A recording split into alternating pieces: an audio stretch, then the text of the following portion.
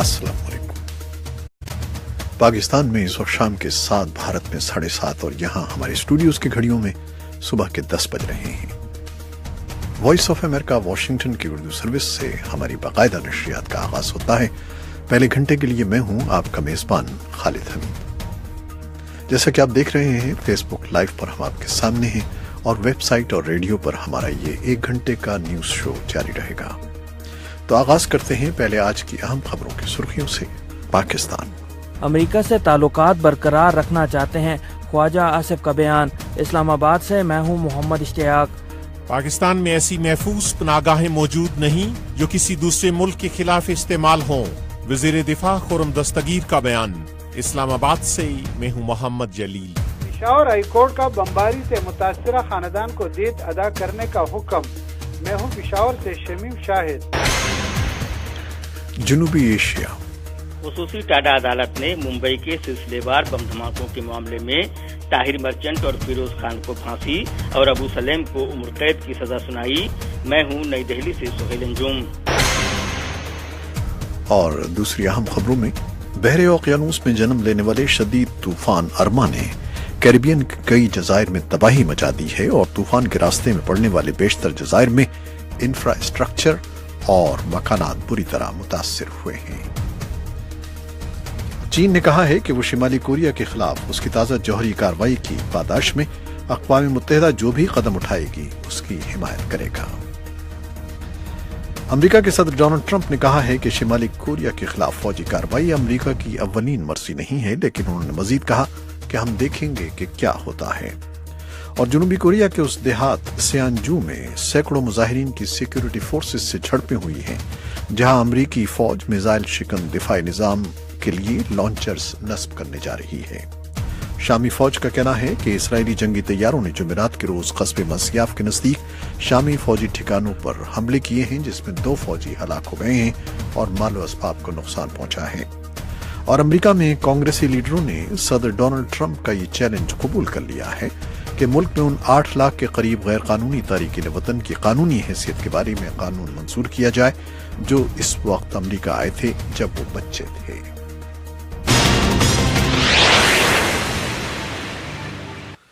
खबरें अब तफसील के साथ। पाकिस्तानी सफीरों की 3 रोज़ा कॉन्फ्रेंस के इख्तिताम पर वज़ीर ख़ारजा ख्वाजा आसिफ ने कहा है कि पाकिस्तान अमेरिका के साथ ताल्लुकात बरकरार रखना चाहता है और इस बारे में कोई शक व शुबा नहीं होना चाहिए। इस्लामाबाद से मोहम्मद इश्तियाक की रिपोर्ट। पाकिस्तान के वज़ीर ख़ारजा ख्वाजा आसिफ ने कहा है कि पाकिस्तान अमेरिका के साथ ताल्लुकात बरकरार रखना चाहता है और इस बारे में किसी तरह का कोई शक नहीं होना चाहिए। We want to stay engaged with the United States. There is absolutely no doubt about it. Pakistan के मुंतखब सफीरों की 3 रोज़ा कॉन्फ्रेंस के इख्तिताम पर जुमेरात को एक न्यूज़ कॉन्फ्रेंस से खिताब में ख्वाजा आसिफ ने कहा कि कॉन्फ्रेंस में अमेरिका के सदर डोनाल्ड ट्रंप की ऐलान करदा जनूबी एशिया से मुतालिक नई पॉलिसी पर तफसीली गौर किया गया। तो इन हालात में मैं समझता हूँ कि हमें भी इन हालात का एक बड़ा प्रैग्मेटिक जायजा लेके एक नई सिमत जो है या दुरुस्त सिमत का तयन करना पड़ेगा। कुछ थोड़ी बहुत जो हमें एडजस्टमेंट करनी पड़नी है अपने सिमत में, वो हमें जल्दी करनी पड़ेगी। ख्वाजा आसिफ ने अमेरिका से ताल्लुकात के बारे में कहा कि इस्लामाबाद और वाशिंगटन के ताल्लुकात 7 दहाइयों पर मोहित हैं और इनमें कई उतार चढ़ाव आने के बावजूद ये ताल्लुकात बरकरार हैं और ये सिलसिला जारी रहेगा। तहम उन्होंने वाज़ेह किया कि अब इन ताल्लुकात की बुनियाद बाहमी एहतराम और मफादात पर होगी। ख्वाजा आसिफ ने कहा कि अमेरिका एक सुपर पावर है और पाकिस्तान इसे तस्लीम करता है। तहम उनका कहना था कि जिस तरह पाकिस्तान ने दहशतगर्दी का सामना किया, उनके ख्याल में वाशिंगटन में बैठे लोगों को इसका मुकम्मल इदराक नहीं है। ख्वाजा आसिफ का कहना था कि दुनिया पर यह वाज़ेह होना चाहिए कि बतौर एक खुद मुख्तार मुल्क के पाकिस्तान अपनी जोग्राफियाई हदूद का हर कीमत पर दिफा करेगा। वज़ीर ख़ारजा का कहना था कि अगरचे माजी की तरह अब पाकिस्तान का मुआशी इन्हिसार अमेरिका पर कम है, लेकिन उनके बकौल दोनों मुल्कों के दरमियान मुआशी ताल्लुकात बरकरार रहेंगे। अमेरिका पे पाकिस्तान की इकनॉमिक डिपेंडेंसी जो माजी में किसी वक्त होती थी वो अब नहीं है, बड़ी हद तक कम हो गई हुई है। लेकिन ये नहीं है कि इस दुनिया में रह के अमेरिका के साथ इकनॉमिक डिपेंडेंसी जो है 100% ख़त्म हो जाए। एक जो माशी ताल्लुकात हैं या तजारती ताल्लुकात हैं वो तो रहेंगे, اور ہماری امریکہ بہت بڑی مارکیٹ ہے، ہماری ہمیشہ خواہش ہوگی کہ اس مارکیٹ سے ہم استفادہ حاصل کر سکیں، تو وہ تو سلسلہ رہے گا۔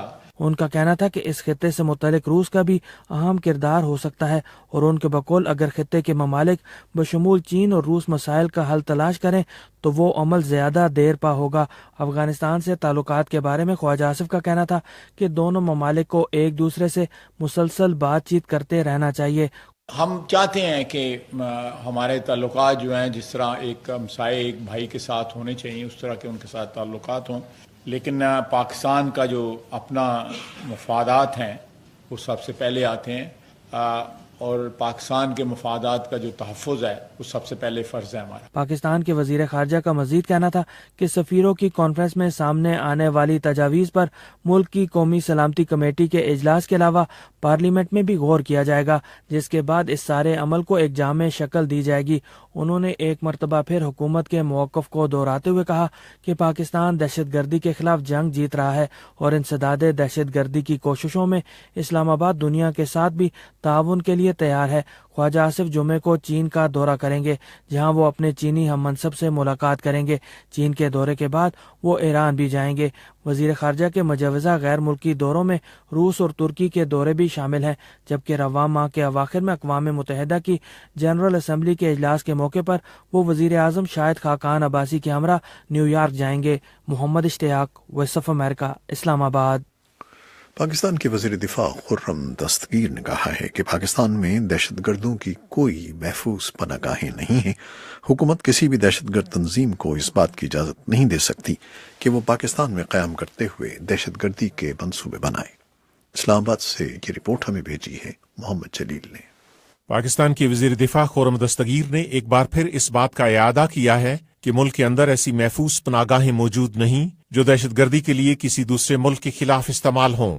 خرم دستگیر نے نجی T V channel Geo News سے گفتگو کرتے ہوئے کہا کہ حال ہی میں چین میں منعقد ہونے والے برکس سربراہی اجلاس کے بعد جاری ہونے والے اعلامیے میں پاکستان کا نام لیے بغیر جن شدت پسند تنظیموں کے بارے میں تحفظات کا اظہار کیا گیا ہے، ان میں سے لشکر طیبہ، جیش محمد اور حزب التحریر کو پہلے ہی پاکستان کالعدم قرار دے چکا ہے، جبکہ تحریک طالبان پاکستان کو کبھی بھی تسلیم نہیں کیا گیا اور ان کے خلاف پاکستان میں بھرپور کارروائی کی گئی ہے۔ کچھ لوگوں کا یہ خیال ہے اور اس میں ہندوستان سر فہرست ہے کہ جی یہ شاید تنظیمیں ابھی بھی ہندوستان پر حملہ کرنے کے لیے استعمال ہو رہی ہیں، لیکن جو ضرب عضب اور رد الفساد کا نتیجہ ہے وہ یہ ہے کہ پاکستان میں اب ان تنظیموں کے لیے بشمول حقانی نیٹ ورک بھی ان کی کوئی اب محفوظ پناہ گاہیں نہیں ہیں، نمبر 1۔ نمبر 2 یہ کہ پاکستان کی سرزمین اب کسی ملک کے خلاف دہشت گردی کے لیے استعمال نہیں ہو رہی۔ تاہم انہوں نے کہا کہ ملک بھر میں جاری آپریشن رد الفساد کا محور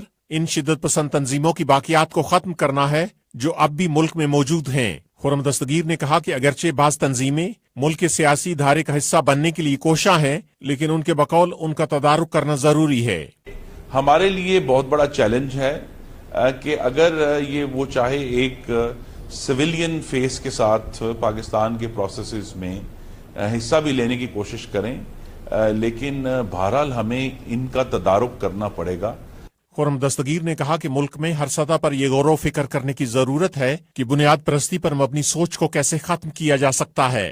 دفاعی امور کے تجزیہ کار اسد منیر نے کہا کہ اگر ریاست لوگوں کو کسی خاص مقصد کے لیے استعمال کرے اور بعد میں وہ اپنی پالیسی تبدیل کر دے تو ان کے بقول پھر یہ ریاست کی ذمہ داری ہے کہ وہ ان افراد کو سماج کا دوبارہ حصہ بننے میں مدد دے۔ جمعرات کو وائس آف امریکہ سے گفتگو کرتے ہوئے انہوں نے کہا، میرا خیال یہ ہے کہ ڈی ریڈیکلائزیشن اتنا مشکل کام نہیں ہے اگر لوگ ولنگ ہو اور ان کو صحیح طریقے سے ان کو ایک جو پراپر طریقہ ہے اس سے ڈی ریڈیکلائز کرے تو اس کے جو ہم نے خود ریزلٹ دیکھے وہ بہت حوصلہ افزا ہے۔ 90% سے زیادہ لوگ ڈی ریڈیکلائز ہو جاتے ہیں۔ حکومت میں شامل عہدیداروں کا کہنا ہے کہ عسکریت پسندی سے نمٹنے کے لیے جہاں فوج نے اہم کردار ادا کیا ہے، اس کے ساتھ ساتھ حکومت نے قانون نافذ کرنے والے اداروں کی استعداد کار بڑھانے کے لیے کئی اقدامات کیے ہیں۔ محمد جلیل، وائس آف امریکہ، اسلام آباد۔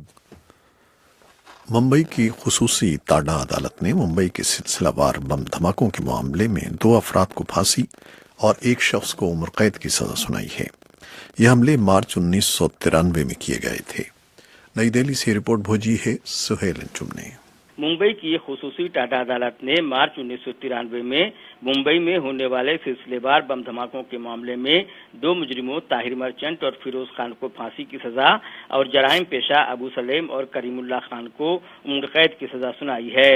इन दोनों पर 2-2 लाख रुपए का जुर्माना भी आयद किया गया है। अदालत ने रियाज अहमद सिद्दीकी को 10 साल की कैद की सजा सुनाई।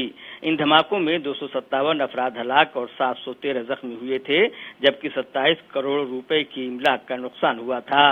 इससे कबल 16 जून को अदालत ने अबू सलेम, मुस्तफा डोसा, करीमुल्लाह खान, फिरोज खान, रियाज सिद्दीकी और ताहिर मर्चेंट को बम धमाकों की साजिश का मुजरिम करार दिया था, जबकि नाकाफी सबूतों की बुनियाद पर अब्दुल कय्यूम को रिहा कर दिया था। 28 जून को डोसा का इंतकाल हो गया था, लिहाजा उसके खिलाफ केस बंद कर दिया गया। सीबीआई ने फिरोज खान, ताहिर मर्चेंट और करीमुल्लाह को फांसी की सजा सुनाने की अपील की थी, जबकि अबू सलेम और सिद्दीकी के लिए उम्र कैद की सजा मांगी थी। अदालत ने अबू सलेम को हथियार लाने और तकसीम करने का मुजरिम गर्दाना और डोसा को साजिश रचने वाला कलीदी मुजरिम बताया। टाटा कानून के मुताबिक उम्र कैद का मतलब ताहयात जेल होता है, लेकिन जब अबू सलेम को पुर्तगाल से भारत लाया गया था तो उस वक्त के वजीर दाखिला एल.के. अडवाणी ने तहरीरी तौर पर पुर्तगाल की अदालत को यह यकीन दहानी कराई थी कि उसे 25 साल से ज्यादा जेल में नहीं रखेंगे। वो 12-13 साल की जेल की सजा काट चुका है, इस लिहाज से उसे इतनी ही सजा और काटनी है। अब ये हुकूमत को फैसला करना है कि वह अबू सलेम को 25 साल की जेल के बाद छोड़ देगी या ताउम्र रखेगी। इस मामले की तहकीकात करने वाले अहलकारों के मुताबिक भारत को इंतहाई मतलूब अंडरवर्ल्ड डॉन दाऊद इब्राहिम ने दिसंबर 1992 में अयोध्या की बाबरी मस्जिद के इन्हदाम और उसके बाद भड़के फसादात का इंतकाम लेने के लिए इन धमाकों की साजिश तैयार की थी। अदालत के मुताबिक मुजरिमों ने दाऊद की हिदायत पर भारतीय हुकूमत और हिंदू बरादरी को हदफ बनाने के लिए हथियार इकट्ठा किए थे।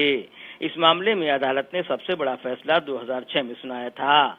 उसने 123 मुलजिमों में से 100 को सजा सुनाई थी और 23 को बरी कर दिया था। इसी मामले में याकूब मेमन को 23 जुलाई 2015 को फांसी दी जा चुकी है। Suhail Anjum, Voice of America, New Delhi.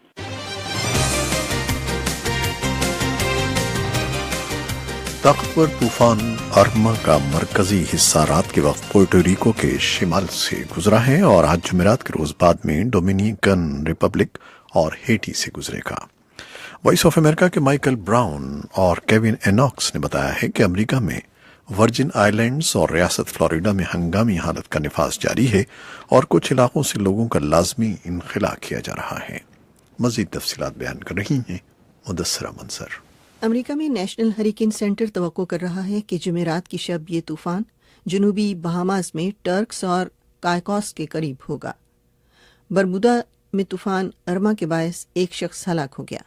वहां के वजीर आजम कहते हैं कि उन्होंने इतनी तबाही पहले कभी नहीं देखी। I have to admit that now the bearer of bad news in that I journeyed to Barbuda this afternoon and what I saw was heart-wrenching. मुझे एतराफ़ करने दीजिए कि इस वक्त मैं बुरी खबर लेकर आया हूँ। आज दोपहर मैं बरबूदा गया और जो कुछ मैंने देखा वो इंतहाई तकलीफ दे था। मेरा मतलब है शदीद अलमनाक, और मैं तो ये समझता हूँ कि फीकस की बुनियाद पर बरबूदा में तबाही की मिसाल नहीं मिलती। बरबूदा में इस हफ्ते एक और तूफान का खदशा है, मगर ये अर्मा है जिसे खला से देखा गया। एक बहुत बड़ा तूफान जिस पर मुसलसल नजर रखने की जरूरत है और जो सेंट मार्टिन में 6 लोगों की जान ले चुका है। मौसमी पेशगोई करने वालों का कहना है कि ये तूफान अपनी शिद्दत आइंदा चंद रोज तक बरकरार रखेगा और इसमें 295 किलोमीटर फी घंटा की रफ्तार से हवाएं चलेंगी। पोर्टोरिको में 10 लाख लोगों के पास बिजली नहीं है और वहां पावर कंपनी के सरबराह का कहना है कि इस अमरीकी इलाके में मुकम्मल सर्विस बहाल करने में 6 माह लग सकते हैं। अमेरिका की जनूब मशरकी रियासत फ्लोरिडा में पेट्रोल की महदूद सप्लाई और अशियाए सर्फ के हुसूल के लिए लंबी लंबी कतारें लगी हैं, जबकि हुक्काम बाज़ इलाकों से लोगों को जल्द अज जल्द निकल जाने के लिए कह रहे हैं। मायामी की डेड काउंटी के मेयर कार्लोस गिमेनेस कहते हैं, Well, the reason that we're ordering the barrier islands is pretty simple. Is that they're prone to flooding. जज़ायर के लोगों को मुतबादल रिहाइश फराहम करने की वजह बहुत सादा है कि वहाँ सैलाब आ सकता है और हम وہاں پہنچ نہیں سکیں گے، ہم خود ان تک نہیں جا سکیں گے۔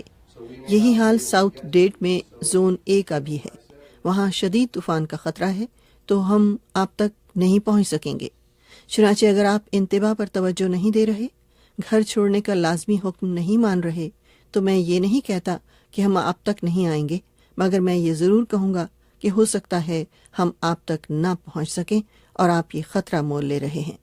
فلوریڈا کے گورنر ریک اسکاٹ لوگوں پر زور دے رہے ہیں کہ 2 کروڑ کی آبادی والی اس ریاست کو بھی خطرہ ہے اور لوگوں کو لازمی گھر چھوڑنے کے احکامات کو نظر انداز نہیں کرنا چاہیے۔ Right now there is mandatory evacuation order in effect for all visitors in the Florida Keys. Tonight this order will go into effect for all residents. If you're told to Florida evacuate, keys کے علاقے میں سیاحوں کو علاقہ خالی کرنے کا لازمی حکم دیا گیا ہے۔ آج رات یہ حکم تمام رہائشیوں کو دیا جائے گا۔ اگر آپ کو نکلنے کے لیے کہا جائے تو فوری طور پر گھر خالی کر دی جائے۔ سب کو اپنے مقامی عہدیداروں کے احکامات ماننے چاہیے۔ ارما فلوریڈا کی جانب بڑھ رہا ہے اور ہفتے کے روز کسی وقت فلوریڈا پہنچ سکتا ہے۔ Mudassar Manzar, Voice of America, Washington. Website اور ریڈیو پر ابھی ہمارا یہ نیوز شو جاری ہے، لیکن فیس بک لائیو سے اب ہم آپ سے اجازت چاہتے ہیں۔ اللہ حافظ۔